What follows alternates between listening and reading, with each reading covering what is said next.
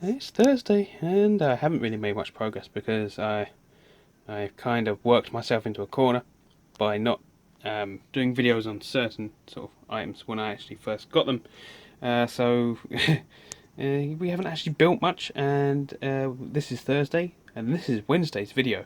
So time to get marking out, cutting, drilling, and making more mess. Right, so that's the bit of trunking we're going to use to space off the top bit. If we put it on there, we're going to have trouble. There is a gap on this side where the boost converter is. You can see there is a gap, so what we're going to have to do is I'm going to cut this and cut slither off and slither off about an inch both ends, and we're going to put one end and one at the other end. We shouldn't bow or anything because it's quite rigid. It's got quite big grooves where you put the have I got an example of it? Yeah, it's compartmental trunking, so there is different points where you can segregate sort of mains voltage cables from data and such, or fire alarm mains and data sort of things. So, yeah.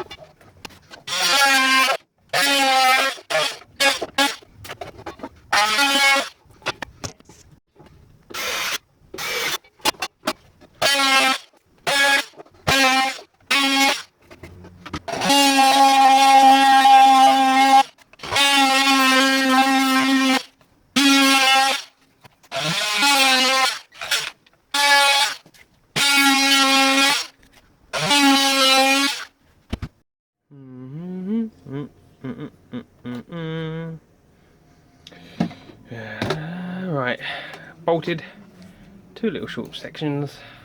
Ta-da! Just using some odd nuts and bolts that I have in the shed. It's not very flexible, which is good. Place it on its mark. Drop that in.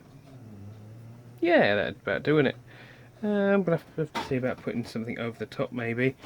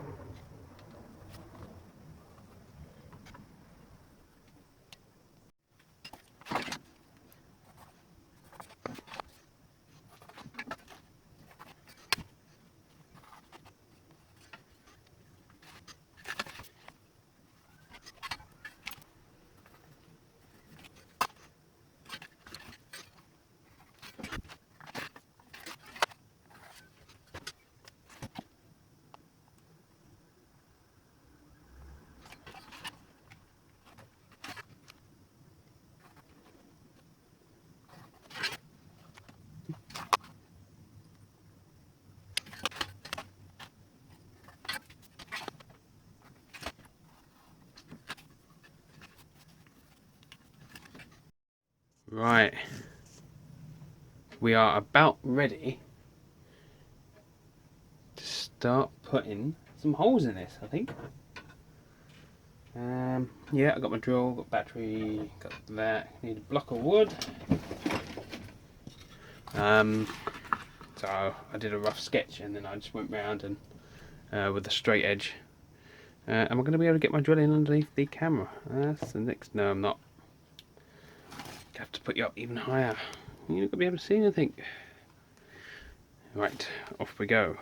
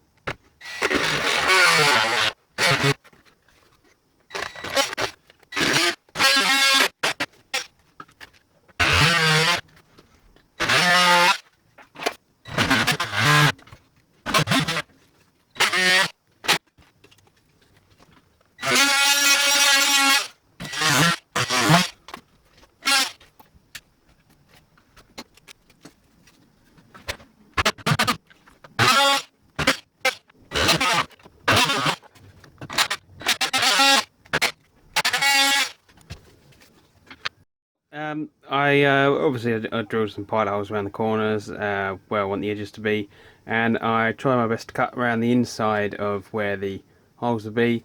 So basically, what we're going to do, obviously, we're going to have it's not going to fit as it is.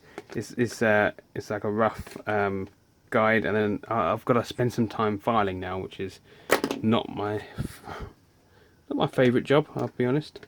Actually, that one's a little bit too big. My bad, I probably put it out wrong, which is it happens. It can't be helped. Yeah, it's just as it is. Be nice if I could get a punch for this sort of thing, so I could punch bits of plastic out. I had a quick look on the RS website a while back, and they're quite expensive to get the square punches. So right, I don't even know if I want to film the filing. I've got to find my files first, so might take me a little while. Right, so we're all done. I'm giving it a good clean up with the sieve and a nice cloth. We've made a couple of small mistakes, but I have a plan to rectify that. I'm going to use a couple of these old switches, which I've had a couple of years now. Did a job lot of changing shaver lights, and I pulled a load of these switches out. So I'm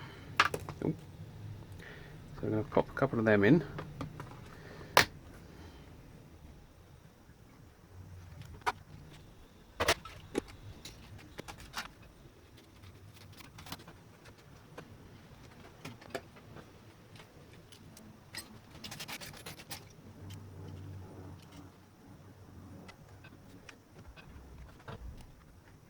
Yeah, the mistake I made was on here. I cut this wonky.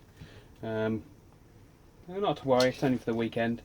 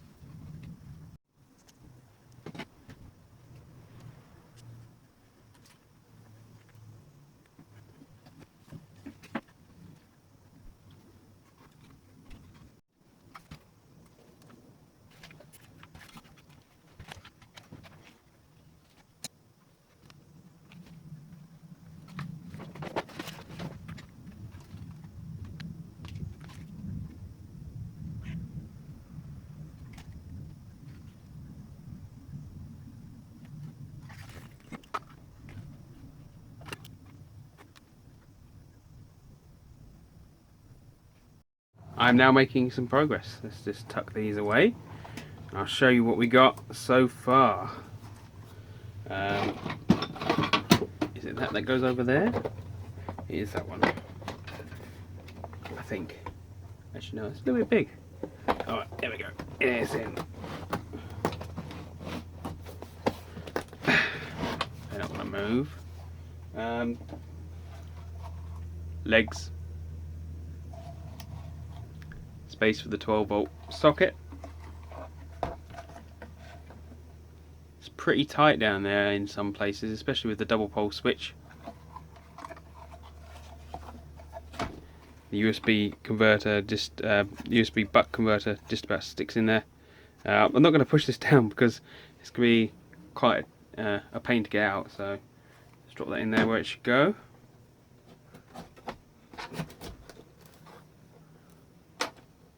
It's looking better. There's not really much more I can do for what should be Wednesday's video.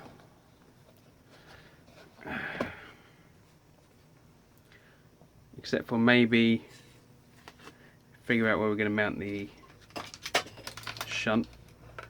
So just put it up on the underside of this for now. Also, there's a diode to mount now, which I picked up. Actually, I can't remember the spec of this diode, so I'll have to put the link. I actually bought from Maplins. 16 amp continuous, 40 something volts with 100, or was it 60 amp surge? I can't remember. But that should do. But maybe I should mount them on a heatsink just for the sake of it. I don't know. Shall we? Shall we? Yeah, I'm going to mount them on a heatsink. I'll keep them separate, so just in case anything happens, we'll keep them on separate bits of metal. And either mount them on here, or in here somewhere. What I'm thinking of doing is wiring up everything on the inside here, and leaving the wires long and connecting it underneath on the back of this. Which might be an idea. Because I don't really want to have this off too often. I just want to click it in place and leave it. Which is something I might do. Right, I found got a couple of odd bits of aluminium bar that I've used in the past, so I'm just going to pop these on top. And is that going to short out? That won't short out. Okay. If I've got some. There we go. Dug out some heat compound. I don't know if it's going to make any difference using it at such low currents, but we'll put squeeze a dupe, or not.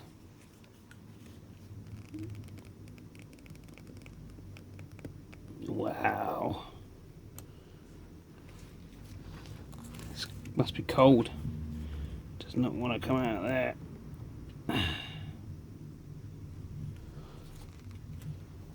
Try that. Wonder if that'll make a difference.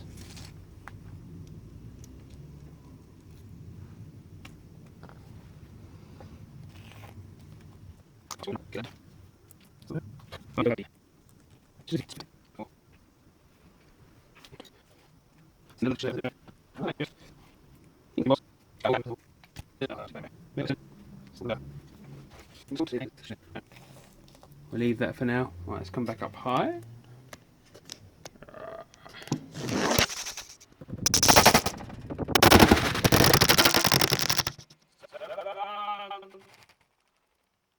Right, what I'm thinking of doing is actually just putting the diode straight on the end and bending the other side of the diode round and just going straight onto it with the red and a bit of heat shrink.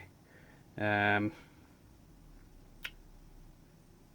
going to be much of a chance to rectify this if I get it wrong, or I change my mind, or someone comes up with a better plan. So, but I would still be interested if anyone's got a better idea.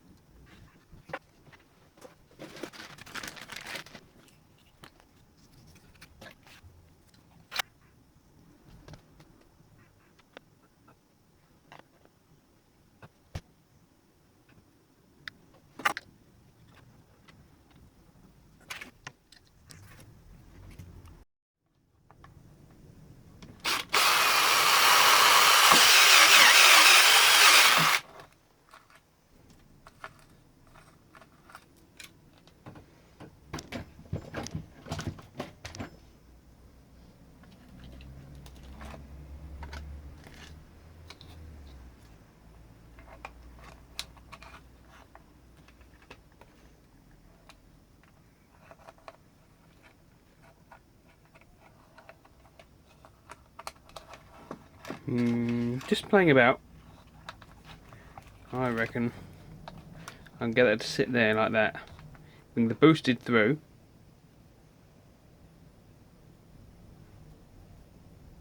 I think we need to get power down. So we need a pack supply coming up. Pack supply will then go either through the switch out to the appliances, sockets, utilities, whatever you want to call them. If it's boosted, it goes the other way. It needs to go back down to the boost converter. So we're going to probably need a hole in here somewhere.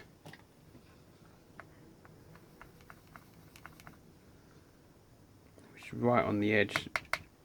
But we need to bring power up anyway, so I'm just using up some leftover 27 amp 12 volt cable for cars for this. So, and I think it might be an idea to make sure there's access to the screw terminals in case I've got this incorrect and the boost constant current is set low, so I can change it without pulling everything apart, which I think I might do.